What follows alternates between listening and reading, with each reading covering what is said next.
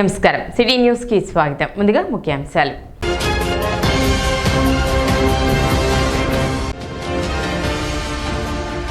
Dumping యార్డ్ను పరిశీలించిన మంత్రి నాదెండ్ల మనోహర్. మే చివరి నాటికి 50% చెత్త తరలింపు ప్రక్రియ పూర్తి చేయాలని అధికారులకు ఆదేశాలు.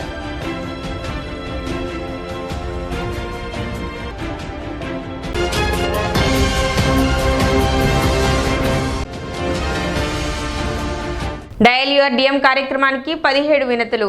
ఆర్టీసీ డిఎం రాజశేఖర్ వెల్లడి.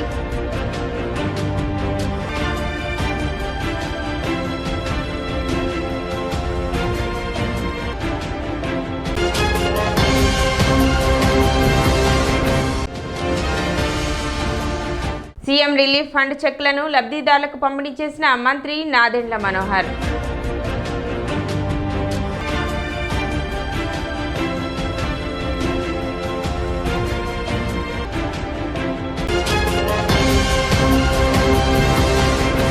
శనివారం జనసేన పార్టీ కార్యాలయంలో సీఎం రిలీఫ్ ఫండ్ చెక్కుల పంపిణీ కార్యక్రమం నిర్వహించారు. మంత్రి నాదెండ్ల మనోహర్ లబ్ధిదారులకు చెక్కులను అందజేశారు. 23 మందికి గాను 16,52,000 రూపాయలను అందించారు.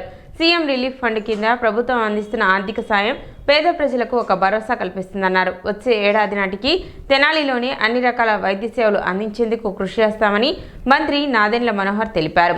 అనంతరం ట్రైసైకిల్ మరియు తోపుడు బండ్లను లబ్ధిదారులకు అందజేశారు.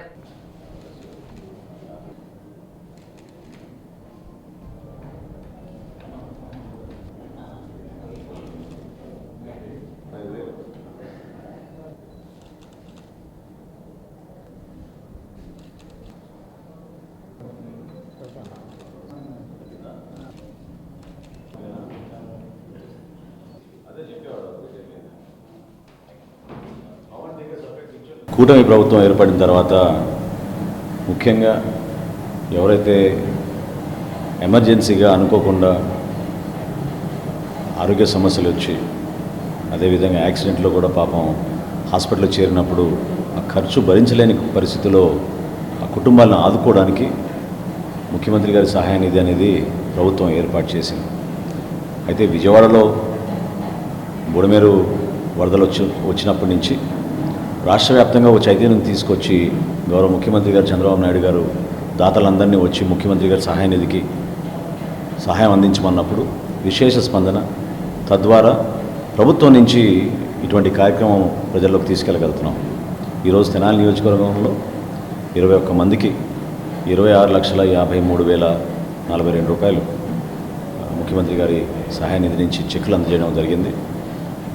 ఇదొక కార్యక్రమం కుటుంబాలకి ఆదుకోవడానికి, ఒక ధైర్యం నింపడానికి, ఒక భరోసా నింపడానికి, ఎవరు సహాయం చేయరు అనే పరిస్థితుల్లో కొంచెం ఓపికగా మీరు అప్లికేషన్ సబ్మిట్ చేసుకొని హాస్పిటల్ నుంచి డీటెయిల్స్, మీ ఖర్చులు, వివరాలు అవన్నీ కూడా జమ చేస్తే తప్పకుండా ప్రభుత్వం నుంచి ముఖ్యమంత్రి గారి చొరవతోటి ఈ కార్యక్రమాన్ని అందరికీ అందించడానికి ఒక సహాయం కార్యక్రమం తెనాలి నియోజకవర్గంలో కూడా చేస్తున్నాం.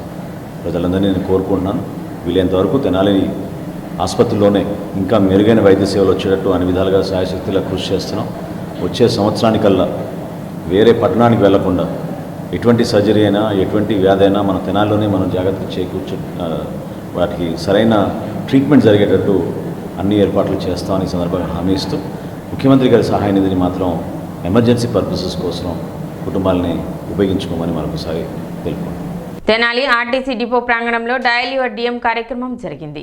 డిపో మేనేజర్ రాజశేఖర్ ఫోన్ ద్వారా వినతులను స్వీకరించారు. తెనాలి నుండి హైదరాబాద్కు ఉదయం వేళలో బస్సు ఏర్పాటు చేయాలని, వెలగపూడి సచివాలయం నుండి సాయంత్రం వేళ అదనపు బస్సు తెనాలి ఏర్పాటు చేయాలని, తెనాలి గుంటూరు బస్సులకు సంబంధించి డ్రైవర్లు రోడ్డు మధ్యలో బస్సులు నిలిపివేస్తున్నారని ఫిర్యాదు వచ్చిందని, ఇంకా వివిధ రకాల సమస్యలపై మొత్తం 17 ఫిర్యాదులు డిఎం రాజశేఖర్ వెల్లడించారు. సమస్యల పరిష్కారానికి కృషి చేస్తామని ఆయన తెలిపారు. ఈరోజు మనం తెనాలి డిపో నుండి 10:30 నుంచి 11:30 వరకు డయల్ యువర్ డిఎం ప్రోగ్రాం నిర్వహించడం జరిగింది.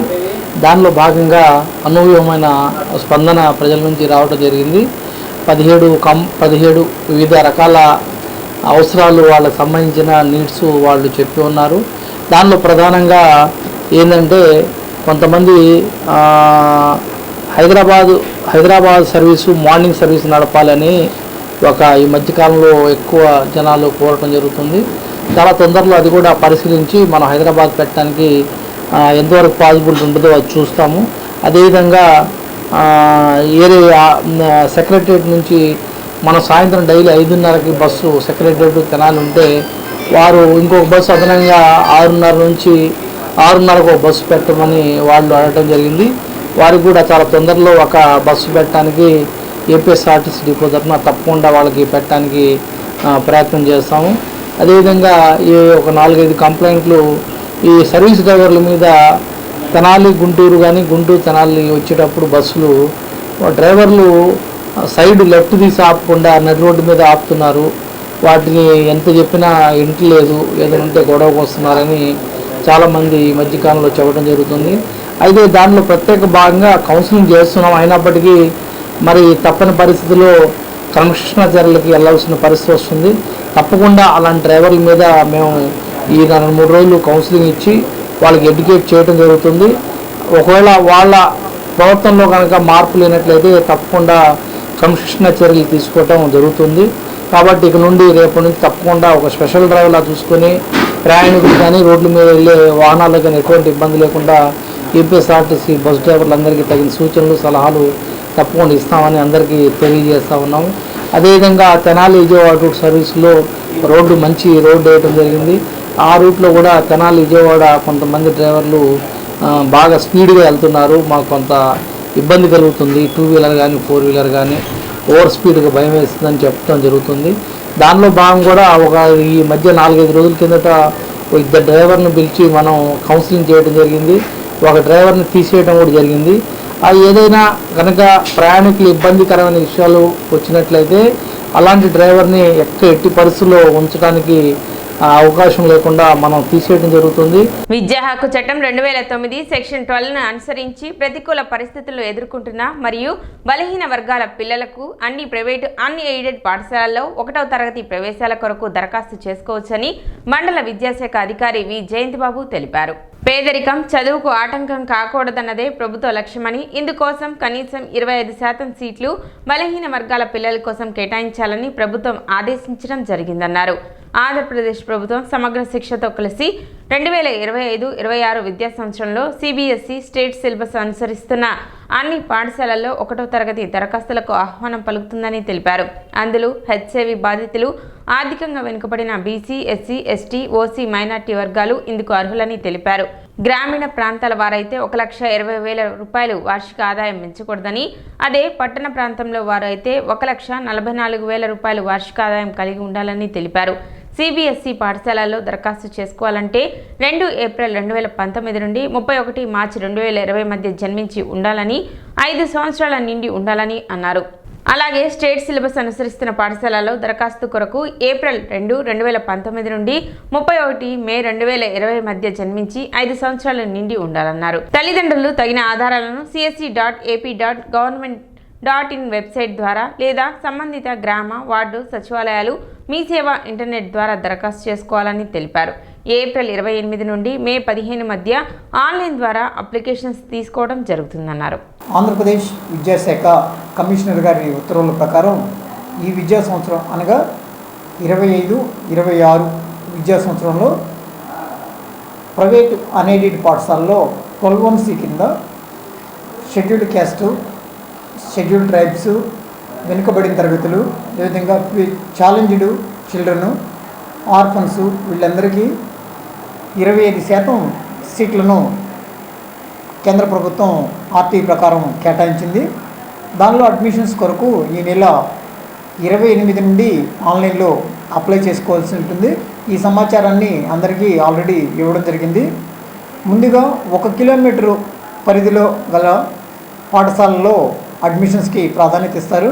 అదేవిధంగా ఒక పాఠశాలలో ఈ అప్లై చేసిన విద్యార్థి యొక్క సిబ్లింగ్స్ అంటే అన్నయ్య కానీ అక్క కానీ చదువుతుంటే వాళ్ళకి ప్రాధాన్యత ఇస్తారు.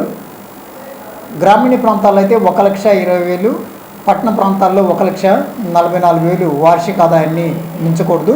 దీనికి అప్లై చేయడానికి కూడా ఎక్కువగా ఇబ్బంది పడాల్సిన అవసరం లేదు. మీకు ఏ సహాయం సహకారం కావాలన్నా మా మండల విద్యాశాఖ శాఖాధికారి వారి కార్యాలయం తెనాలి వారిని సంప్రదించవచ్చు. అదేవిధంగా మీ సమీపంలో సచివాలయాన్ని సంప్రదించిన ఆన్లైన్లో ఎలా రిజిస్ట్రేషన్ చేసుకోవాలి, అప్లై చేసుకోవాలనేది చెప్తారు. సిబిఎస్ఈ, ఐబీ ఈ సిలబస్ ఫాలో అవుతున్న స్కూల్స్లో అయితే విద్యార్థికి 6 సంవత్సరాలు వచ్చి ఉండాలి మే 1వ తేదీ నాటికి. అదే రాష్ట్ర ప్రభుత్వ పాఠశాలలో అయితే 5 సంవత్సరాలు పూర్తి ఉంటే సరిపోతుంది. ఈ నిబంధనలు ఖచ్చితంగా అమలవుతాయి. కాబట్టి ప్రతి విద్యార్థి కూడా అప్లై చేసుకునే ప్రతి విద్యార్థి Aadhaar card, date of birth certificate, వీటితో పాటు రెసిడెన్షియల్ ప్రూఫ్, ఇన్కమ్ సర్టిఫికెట్ ఈ ధృవపత్రాలను తీసుకుని మా కార్యాలయంలోకి వచ్చిన, అదేవిధంగా సెక్రటేరియట్ మీ గ్రామంలో ఉన్నటువంటి సచివాలయానికి వెళ్ళి వెల్ఫేర్ అసిస్టెంట్ని కాంటాక్ట్ చేసి ఈ 12(1)C కింద అడ్మిషన్స్ కొరకు నమోదు చేసుకోవచ్చు. ఈ 12(1)C అడ్మిషన్స్ అనేవి కేవలం 1వ తరగతిలో మాత్రమే అనుమతించబడతాయి, మిగతా ఏ తరగతులకి అనుమతించబడవు. ఈ నెల 20వ తేదీన విశాఖపట్నంలో జరిగిన junior miss and master Vizag contest kids కేటగిరీలో తెనాలికి చెందిన Tanmayi junior miss Vizag title కైవసం చేసుకుంది. ఈ సందర్భంగా పలువురు ఆ బాలికకు శుభాకాంక్షలు తెలిపారు. తన్మయి తల్లి రమ్య మాట్లాడుతూ తన కుమార్తె Tanmayi Tenali Saint John's English medium స్కూల్లో యూకేజీ చదువుతుందని Bigg Boss 2 winner, actor and model Kaushal Manda ఆధ్వర్యంలో ఈ నెల 19, 20 తేదీలలో MGM గ్రౌండ్స్ విశాఖపట్నం నందు జెమ్స్ కిడ్స్ ఫెస్ట్లో భాగంగా junior miss and master Vizag contest నిర్వహించడం జరిగిందని, ఆ క్రమంలో 3 రౌండ్లలోనూ టాప్గా నిలిచి టైటిల్ సాధించిందని, అందుకు తమకు ఎంతో ఆనందంగా ఉందని హర్షం వ్యక్తం చేశారు. ఈ సందర్భంగా బాలిక తన్మయికి స్కూల్ ప్రిన్సిపల్ అన్నలత, తండ్రి రాజేష్ బాబు, అమ్మమ్మ, నానమ్మ, తాతయ్య, బంధువులు పెరిగిల యేసుదాస్, సుధారాణి, డేనియల్, కృష్ణకుమారి, యేసుకరుణ, శ్వేత మొదలగు వారు శుభాకాంక్షలు తెలిపారు. తన్మయి హాన్షి వైజాగ్లో 19th, 20th MGM గ్రౌండ్స్లో జెమ్స్ కిడ్స్ ఫెస్ట్ జరిగింది. అందులో బిగ్ బాస్ 2 విన్నర్ కౌశల్ మంద గారు ఇది miss and master Vizag contest conduct చేశారు. అందులో మా పాప కిడ్స్ కేటగిరీలో miss junior Vizag title win అయింది. మేము ఫస్ట్ రిజిస్టర్ చేసుకొని అక్కడికి వెళ్ళాము. అక్కడే స్టే చేసి 4 days పార్టిసిపేట్ చేసేసి వచ్చాము. తను విన్ అయినందుకు చాలా హ్యాపీగా ఫీల్ అవుతున్నాం. తిను సెయింట్ జాన్స్ ఇంగ్లీష్ మీడియం స్కూల్లో యూకేజీ కంప్లీట్ అయిందండి. 5 years కేటగిరీలో పార్టిసిపేట్ చేసింది. ఇంత చిన్న ఏజ్లో తిను విన్ అయినందుకు చాలా హ్యాపీగా ఫీల్ అవుతున్నాం. పేరెంటింగ్ అనేది చాలా ఇంపార్టెంట్. యాక్చువల్గా ఓన్లీ స్టడీస్ కాకుండా overall growth, overall development of the child మీద కాన్సన్ట్రేట్ చేస్తే పిల్లలు వాళ్ళ ఫ్యూచర్ చాలా బాగుంటుందని నా అభిప్రాయం. ఇద్దరు పాపలు కూడా హై ఐక్యూ అండి, ఐక్యూ చాలా ఎక్కువ అండ్ వెరీ యాక్టివ్. వాళ్ళ own decision making, own thinking skills చాలా ఎక్కువ. సో వాళ్ళలో ప్లసెస్ ఏంటి అనేసి మనం చూసి మనం ఆ ఫీల్డ్లో వాళ్ళని ఎంకరేజ్ చేయాలి.